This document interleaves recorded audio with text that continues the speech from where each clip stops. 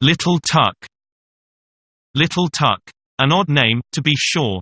However, it was not the little boy's real name. His real name was Carl. But when he was so young that he could not speak plainly, he used to call himself Tuck. It would be hard to say why, for it is not at all like Carl. But the name does as well as any, if one only knows it. Little Tuck was left at home to take care of his sister Gustava, who was much younger than himself. And he had also to learn his lesson. Here were two things to be done at the same time, and they did not at all suit each other. The poor boy sat with his sister in his lap, singing to her all the songs he knew, yet giving, now and then, a glance into his geography, which lay open beside him. By tomorrow morning he must know the names of all the towns in Sealand by heart, and be able to tell about them all that could be told.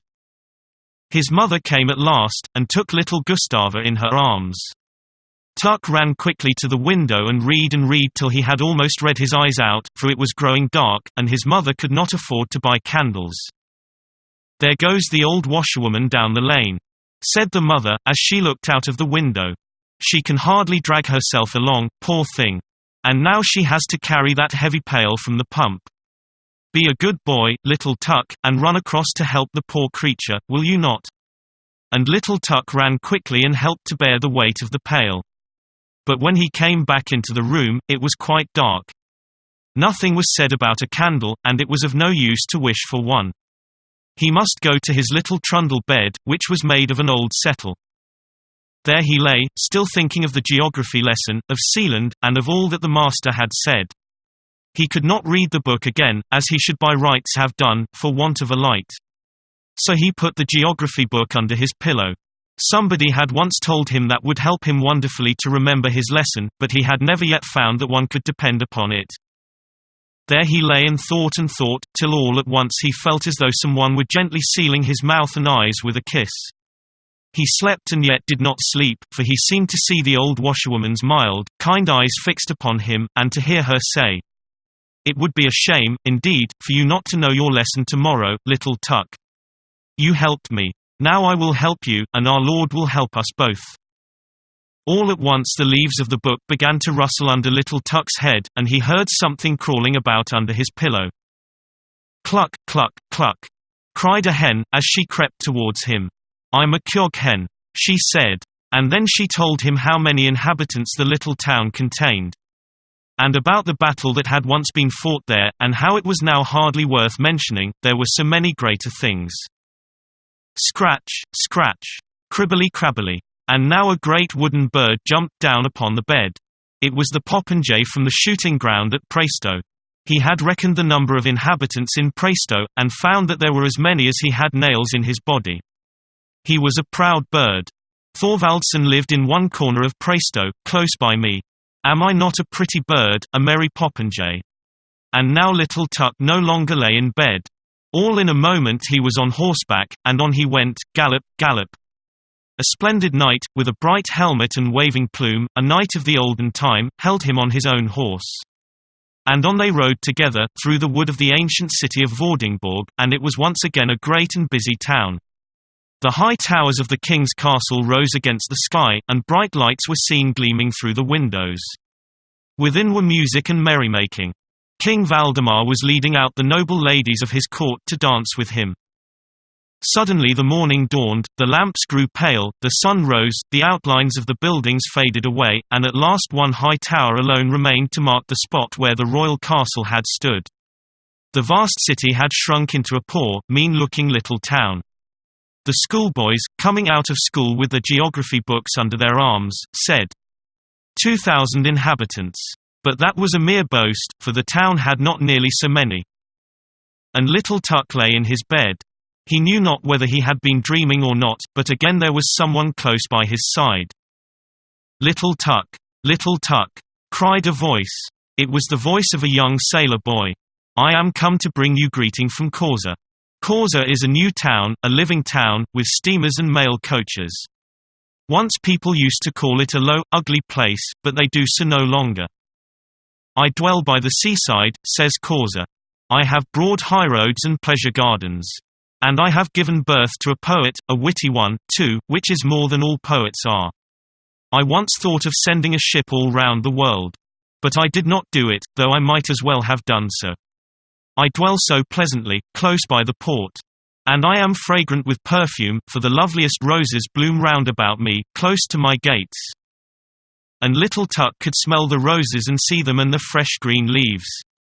But in a moment they had vanished. The green leaves spread and thickened, a perfect grove had grown up above the bright waters of the bay, and above the grove rose the two high-pointed towers of a glorious old church.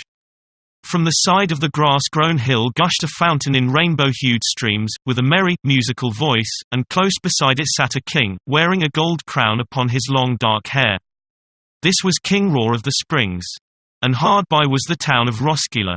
And up the hill, on a broad highway, went all the kings and queens of Denmark, wearing golden crowns. Hand in hand they passed on into the church, and the deep music of the organ mingled with the clear rippling of the fountain.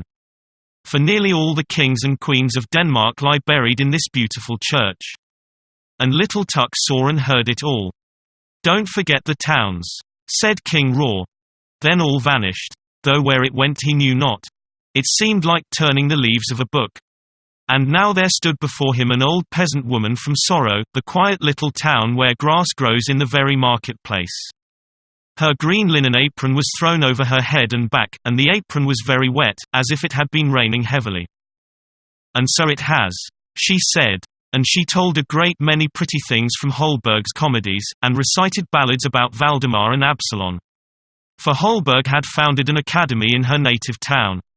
All at once she cowered down and rocked her head as if she were a frog about to spring. "Coax!"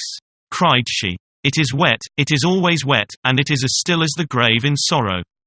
She had changed into a frog. Coax! And again she was an old woman. "One must dress according to the weather," she said. "It is wet, it is wet. My native town is like a bottle.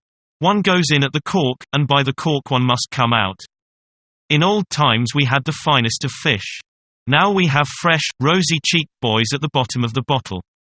There they learn wisdom, Greek, and Hebrew." Coax! It sounded exactly as if frogs were croaking, or as if someone were walking over the great swamp with heavy boots. So tiresome was her tone, all on the same note, that little Tuck fell fast asleep. And a very good thing it was for him. But even in sleep there came a dream, or whatever else it may be called. His little sister Gustava, with her blue eyes and flaxen ringlets, was grown into a tall, beautiful girl, who, though she had no wings, could fly. And away they now flew over Sealand, over its green woods and blue waters. "Hark! Do you hear the cock crow, little Tuck?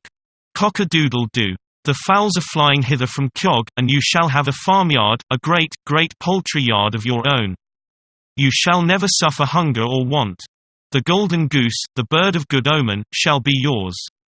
You shall become a rich and happy man. Your house shall rise up like King Valdemar's towers and be richly decked with statues like those of Thorvaldsen at Præstø.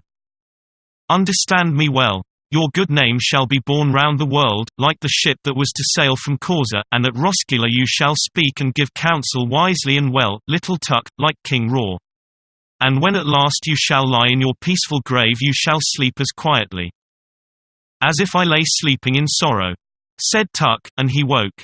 It was a bright morning, and he could not remember his dream, but it was not necessary that he should. One has no need to know what one will live to see. And now he sprang quickly out of bed and sought his book, that had lain under his pillow. He read his lesson and found that he knew the towns perfectly well. And the old washerwoman put her head in at the door and said, with a friendly nod, "Thank you, my good child, for yesterday's help. May the Lord fulfill your brightest and most beautiful dreams. I know he will." Little Tuck had forgotten what he had dreamed, but it did not matter. There was one above who knew it all.